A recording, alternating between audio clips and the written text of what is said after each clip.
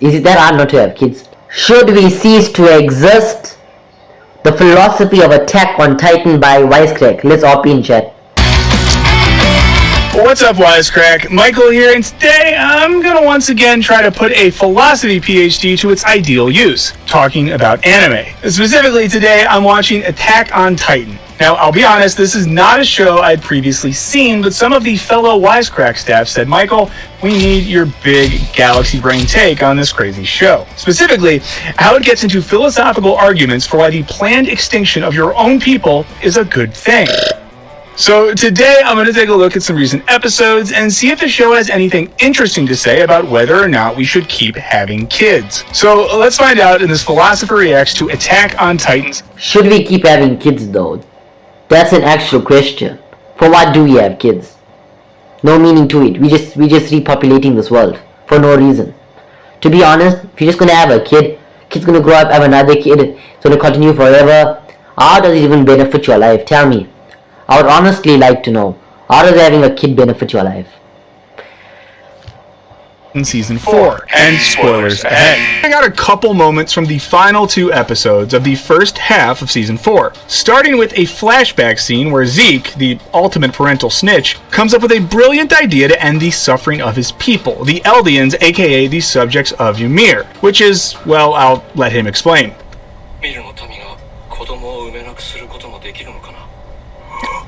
もしこれ以上、ユミルの民が生まれてこなければ、100年後には、この世から巨人は消滅している。もう世界は巨人の脅威に怯えたり、苦しめられたりせずに済む。何より、そもそも僕らは生まれてこなければ、苦しまなくてよかったんだ。Pretty heavy stuff for a game of catch. He's basically arguing that if his people had never been born, they never would have had to experience so much oppression and suffering. I'm not gonna lie. People who had kids during the Titan era, there was seriously something wrong with them. There's no way they're having kids and letting the kids go through the same suffering they went through in that same era. That just doesn't make sense. So naturally, if he could sterilize all of his people, they'd slowly cease to exist and could no longer pose a threat to others or be victims themselves. And this touches on a debate currently taking place in philosophy, ethics, and environmental studies: antinatalism. Simply put, antinatalism is the belief that procreation and bringing human lives into existence is morally wrong. So, as far as antinatalists are concerned, your parents... Well, technically, right? So if you state that bringing humans into existence is morally wrong, that means our parents brought us into this world. Is that wrong? Is that technically morally wrong? I suppose so.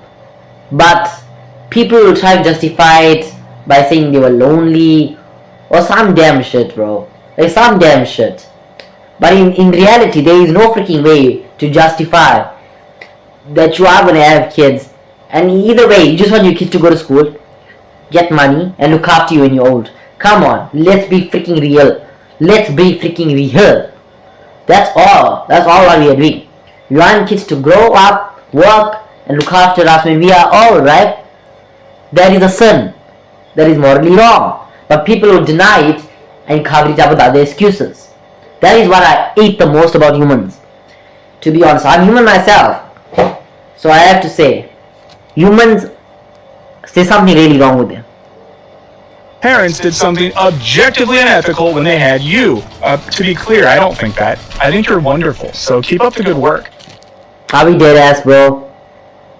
We are not one. Okay, all of us are not perfect though. That's one thing. But Wisecrack, man. I would have been more harsher. My tone is more harsher usually. So yeah. Like Daniel Kaluuya said at the Oscars, I think it's amazing that your parents had sex. Now, if these people had a slogan, it would be something like, it would be better not to have been born. And while antinatalism has gotten more attention in recent years, it traces... I'm supporting antinatalism. Now, that doesn't mean I'm not going to have kids. But yeah. Sophocles wrote, never to have been born is best, but if we must see the light, the next best is quickly returning whence we came. If you want to write that in a card for your crush and let us know how that goes, we'd love to hear about it in the comments, so drop it right there. But for now, let's keep going. Having a family's nice. 私は腕章を外し、エルディア人であることを隠したまま妻と暮らし子を作った。 You never want to lie in a relationship. ハゲ人だと思った。私がエルディア人だと知った妻は自分と息子の喉を裂いて死んだ。だがこの13年間は巨人の研究に没頭し、君と出会い。I don't like when he picks up the bloody baseball.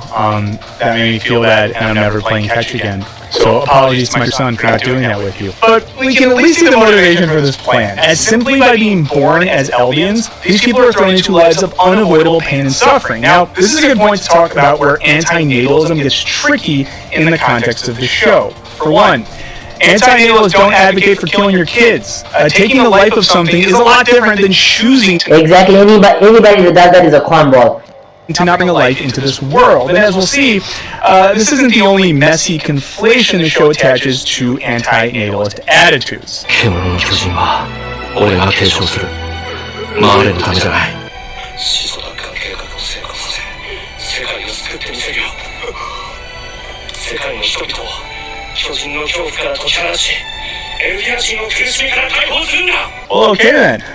Now, Zeke's antinatalism is specific to his people, and this is different from contemporary antinatalism, which is universal in its scope and applies to all of humanity. In the show, however, the belief that kids should not be born to suffer gets applied to a specific group of people, and that gets us into some pretty big yikes territory. I'm gonna scope it for everybody because technically, if a person is born, they're still going to suffer. I'm gonna say it's universal because, for example, say if you are born, right? You did go through suffering in your life. You did go through suffering. You never peaked at suffering yet.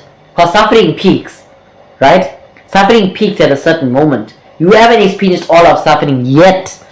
There's still more to come. But you did go through suffering. For example, school. School is suffering. I know it's a stupid example, but school is freaking suffering. What do you want me to say? What do you want me to say? A person like for school, right? They'll be studying every time. They'll be studying hard. They'll be going to college, studying, getting good marks, and yet they can't find a job. What route does that lead them to? They'll lead them to the path of unalignment, which is terrible, which no one should ever do. So technically, when you are born, your parents are going to have a lot of expectations on you. You're going to be the potential guy, and you're going to be like the hero of the family, especially if your family is poor. If your family is rich, then it's a whole different situation. You might get pampered a lot. And if you are poor and you have a kid, it's going to be bad. Your kid's going to suffer. The poor kid has to grow up, work for your family, and have tough expectations on him. It's going to be a burden to him. If you poor don't have kids, that's what I'd say. It makes it more harder. It doesn't apply to everyone. But if you want to use it universally, it can be used universally. Remember, the Marlians want to exterminate the Eldians for regular, gross genocide reasons. But let's at least look at Zeke's idea of preventing needless suffering for his own people while acknowledging at the outset that we're still going to be swimming in yikes territory. So David Benatar, a South African philosopher and the most notable contemporary antinatalist, South Africans mention, let's go! Let's go! thinks sparing humans from suffering is one of the key arguments for bringing the circle of life to a hard stop.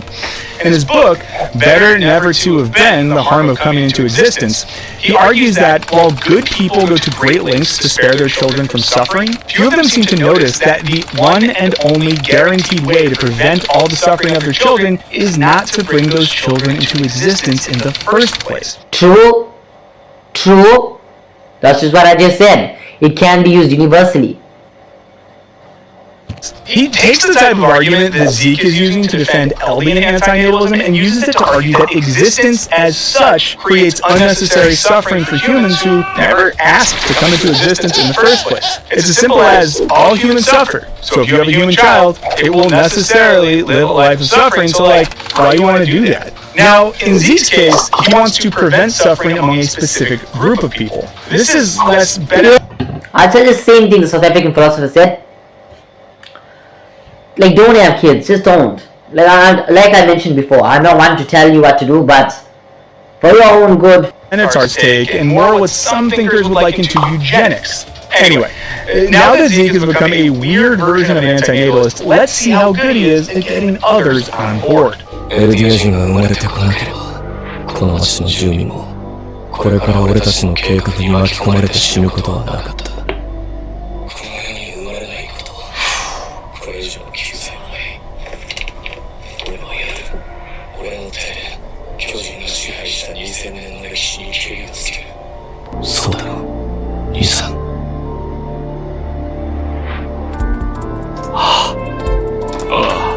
その通りだ。やろう。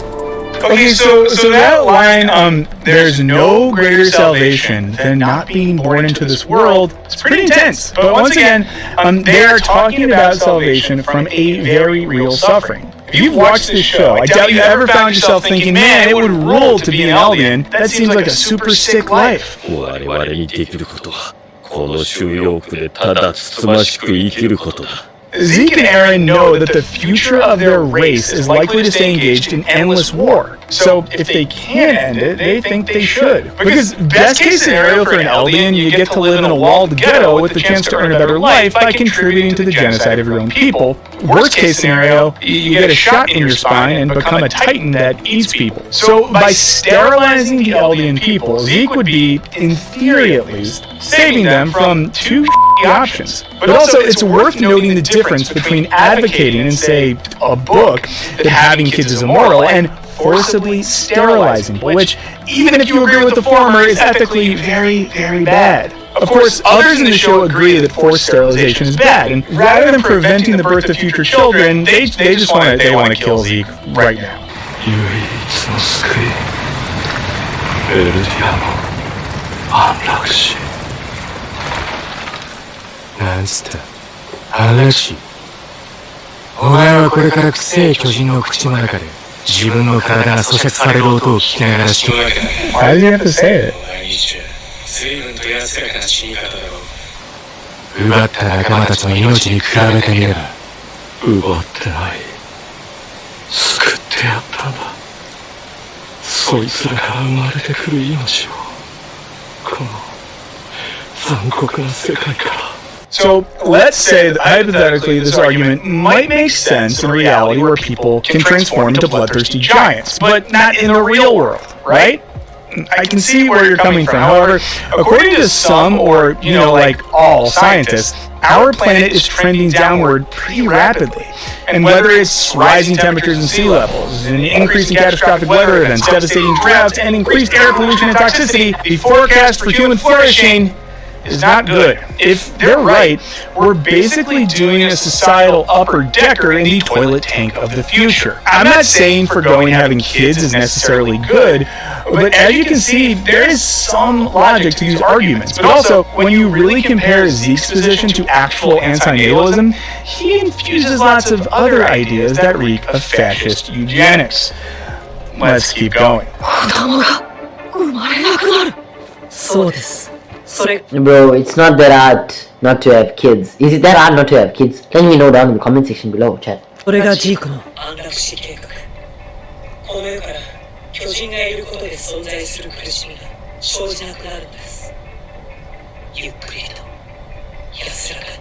Okay, now here, I want to point out how some of Zeke's logic isn't quite as anti-natalist as he might think, at least if we're talking about the work of theorist Lee Edelman. See, Zeke isn't just trying to prevent the suffering of his own people, he's also trying to make a better future for the non-extinct Marlians.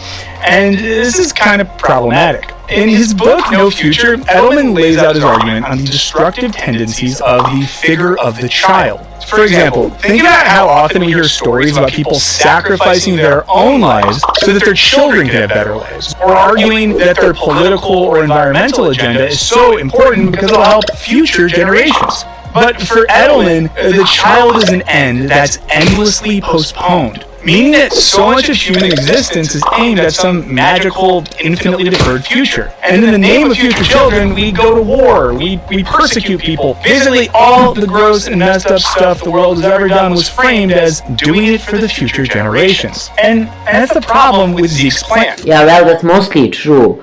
See, that's the reason why you should not have kids. Because if you're gonna have kids, it's gonna be because of them. You are gonna sacrifice yourself. Imagine this. You have to increase your work time at your job just so you can provide for your kid. If you don't have that kid, you won't have to double your work time, you won't take stress, and it won't be a burden. Now a lot of parents who are rich, be thinking their kids are not a burden to them, which is fine. But for poor parents, it works differently. I mean, wear the cap if it fits you, because the caps don't fit everyone. Man. When he talks about the pain of Titans, he means both Eldians and non-Eldians. So, erasing the future of Eldian children creates a brighter future for non-Eldian children. And to that end, he's concocted a very not chill plan to sterilize people against their will. But as we're about to see, not everyone is immediately down with all of this. 待て、安らかなもんかよ。ユミルの民が消滅するまで人口が減り続けたら、国の晩年は老いぼれしか生き残らなくなるんだぞ。そんな状態でどう国を守る？ I mean, that sounds relatively fair to me. Now, there are similar responses to antinatalism which argue that life probably won't be so great for the last folks remaining. But, I don't know, Tom Hanks had a decent time when he was alone with that volleyball on the island. Also, did Tom Hanks that volleyball?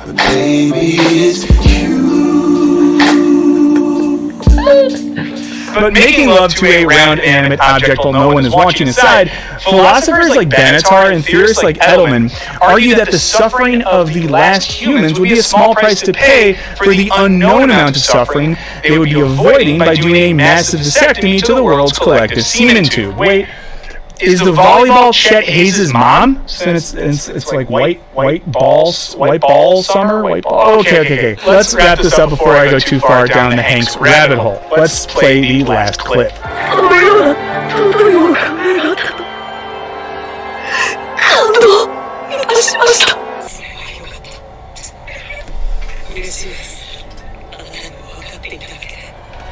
Well, at least one person was convinced by the plan, so there's that.